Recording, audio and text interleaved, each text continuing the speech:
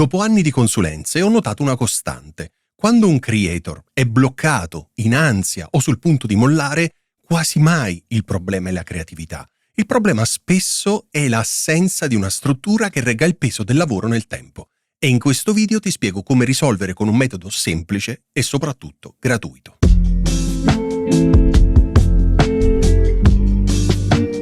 Per anni ho osservato lo stesso schema ripetersi con impressionante regolarità tra le persone che arrivavano da me in consulenza. L'idea di fondo è quasi sempre la stessa.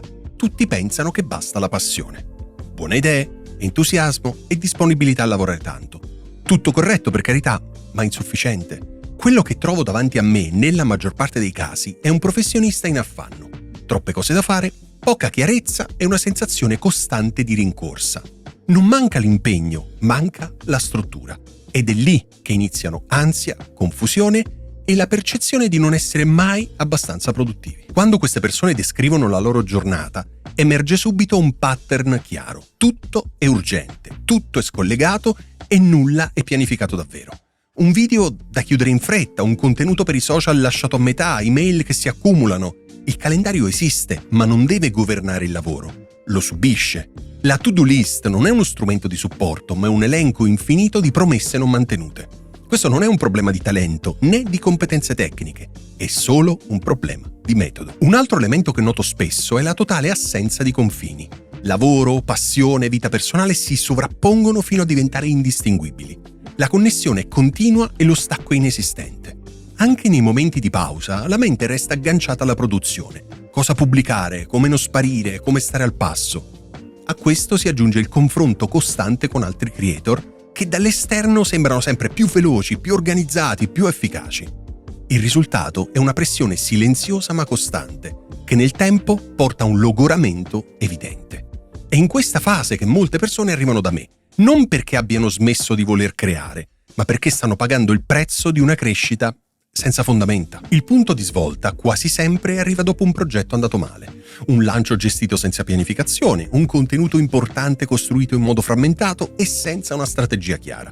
Ore di lavoro sparse, decisioni prese all'ultimo minuto, promozione improvvisata. Il risultato, ovviamente, è prevedibile. Qualità inferiore alle aspettative e risposta del pubblico deludente. È in quel momento che diventa evidente una verità semplice ma troppo spesso ignorata.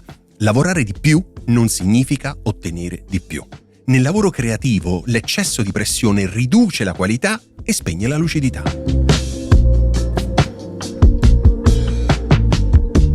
È qui, in questa fase, che intervengo sempre con la stessa premessa. Prima degli strumenti serve un cambio di mentalità. Senza questo passaggio, qualunque software o tecnica è destinata a fallire. Il sistema che utilizzo si basa su 3 principi fondamentali.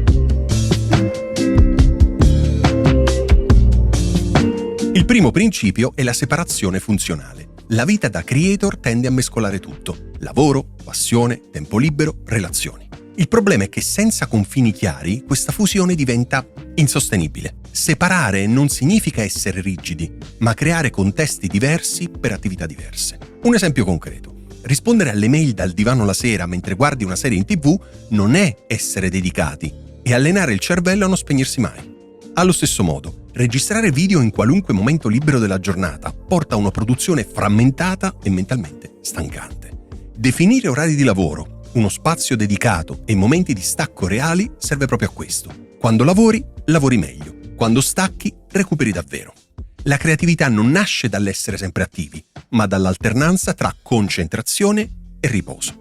Lavorare sempre non è un segno di dedizione, è quasi sempre il sintomo di un sistema che non esiste.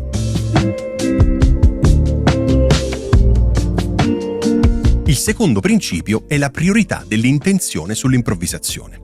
Molti creator iniziano la giornata chiedendosi: ma e adesso chi pubblico oggi? Questo approccio reattivo produce 2 effetti prevedibili: ansia costante e contenuti mediocri.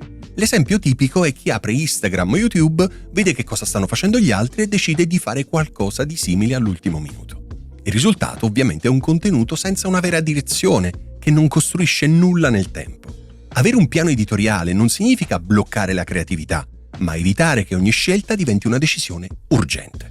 Sapere che questa settimana, per esempio, lavori su un certo tema, che oggi scrivi e domani registri, libera energia mentale. La qualità nasce quando puoi concentrarti sul come dire qualcosa, non sul cosa inventarti all'ultimo secondo.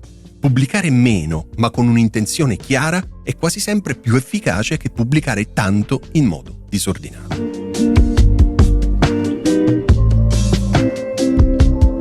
Il terzo principio è che il sistema deve assorbire la complessità. Un errore comune è tenere tutto in testa: idee, scadenze, passaggi, promemoria. Tutto questo, come puoi facilmente intuire, sovraccarica la mente e riduce la capacità di pensare in modo strategico. Facciamo un esempio pratico. Se ogni volta che devi pubblicare un video ripensi da zero a titolo, descrizione, distribuzione, follow-up, non stai facendo altro che sprecare risorse mentali preziose. Quelle decisioni dovrebbero già essere incapsulate in una struttura, per esempio checklist, template, automazioni. Il sistema non serve a controllarti, ma a toglierti peso. Tutto ciò che è ripetitivo o prevedibile va delegato alla struttura, così la mente può concentrarsi su ciò che non è automatizzabile: le idee, la visione e il messaggio. Un buon sistema non rende il lavoro più rigido, lo rende più leggero. Quando questi principi vengono tradotti in pratica, il primo passo è sempre la centralizzazione. Un unico spazio per la pianificazione dei contenuti indipendentemente dallo strumento che stai utilizzando. Avere una visione d'insieme elimina una quantità enorme di stress decisionale. Il secondo passo è la gestione del tempo attraverso il focus. Blocchi di lavoro dedicati a una sola attività, giornate tematiche, eliminazione del multitasking. Questo aumenta la qualità del lavoro e riduce drasticamente l'affaticamento mentale. All'interno di questi blocchi, tecniche semplici come ad esempio il lavoro a intervalli aiutano a mantenere concentrazione ed energia. E infine, l'automazione delle attività ripetitive permette di recuperare tempo e attenzione. Non devi fare di più, ma devi fare meglio. Ovviamente i risultati non sono immediati, ma sono consistenti. Le persone non diventano improvvisamente più veloci, diventano più lucide. L'ansia diminuisce perché il lavoro è tutto sotto controllo. La creatività torna perché c'è più spazio mentale. Questo è il vero obiettivo di un sistema: non aumentare la produttività a ogni costo, ma rendere il lavoro sostenibile. Se questo modo di guardare al lavoro da creator ti ha acceso qualche lampadina, resta qui. Su questo canale non inseguo l'idea di fare di più a ogni costo, ma quella di costruire qualcosa che regga nel tempo senza consumarti.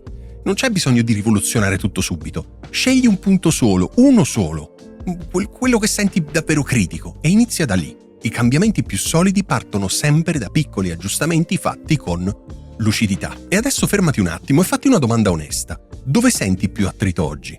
Nella gestione del tempo? Nella chiarezza delle priorità? Nella continuità? O semplicemente nella sensazione di avere tutto in testa senza mai sentirti davvero in controllo? Scrivilo nei commenti. Mettere a fuoco il problema è sempre il primo passo per smettere di subirlo e iniziare finalmente a governarlo.